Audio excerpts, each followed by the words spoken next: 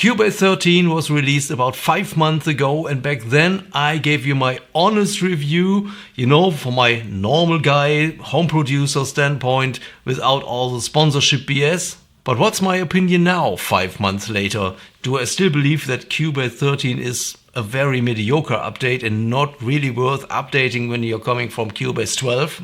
So thank you very much for joining the ground noise today, and if you appreciate all the things I'm talking about so open-heartedly here, please don't forget to do all the things. First, I want to make very clear again that this is about the Cubase 12 to Cubase 13 update and not about the Cubase DAW and whether it's good or bad. So if you're a super fanboy or you kind of hate Cubase for whatever weird reason, that's not what's happening here, okay? But later in the video I will tell you my opinion whether it's worth upgrading from older versions or not.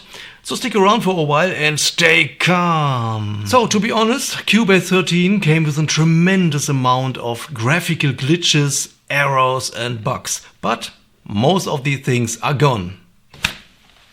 If you're still experiencing graphical glitches in Cubase 13, then you very likely need an update. Please open the Steinberg Download Assistant and go to Updates. I'm currently on Cubase 13.3 and in my case version 0.2 did it for me. So go and check for updates. What can I say about Cubase 13 as a piece of software? Well, it runs smooth and stable on my system. I cannot complain, but that wasn't my biggest concern anyway. And I really hope you can say the same and don't experience crashes and stuff, because those things are always really annoying and it's very hard to find out, is it a software or a hardware problem? So good luck fixing it. Okay, let's talk about the UI changes and the highly controversial new modern look. Well, even after 5 months, I'm still not a fan of the new user interface. Who have guessed that? I still believe Cubase 12 was looking good and all the changes simply were unnecessary. And I stand by that, although some people really seem to like the new pseudo modern look, let's call it like that. And I must confess that I'm slowly getting over it and getting used to it too. But it's more like I was forced into it and now I have to deal with it. Also, at least most of my viewers really seem to hate the new look of Cubase 13. So what about you? Please let me know in the comments what you think about the UI now 5 months later.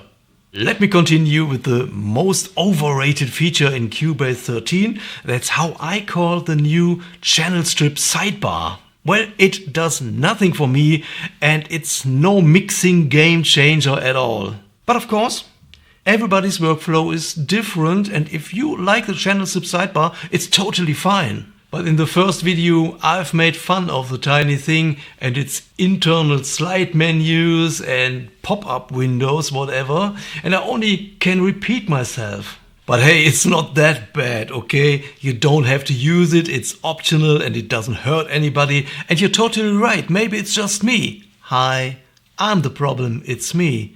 But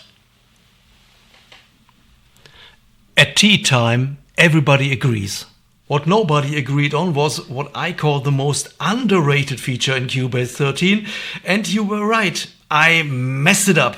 I don't know how it could happen, but I got really confused and hyped about the audio MIDI grouping routing functionality that wasn't new in Cubase 13. Can you believe that? You could do all of that in older versions already. So I take everything back and claim the opposite and blame somebody else, because that's how everybody's doing it, right? Sadly, as a consequence of my mistake, there is no underrated feature in Cubase 13 anymore. Or do you have one? Please let us know in the comments. And please don't worry, because it's getting darker and darker. This time it's not me, it's the weather. Let's talk about all the rest of it. The new plugins in Cubase 13, they are great, no doubt about it.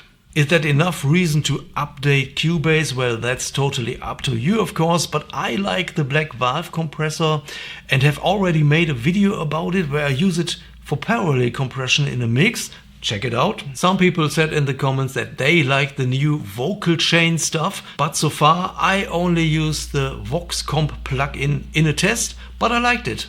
Unfortunately, I still haven't had enough time to work with the Iconica sketch library because over the last few months I was mostly messing around with synthesizers like Vital and the new version of Pigments. So let me finally answer the big question: should you update or not?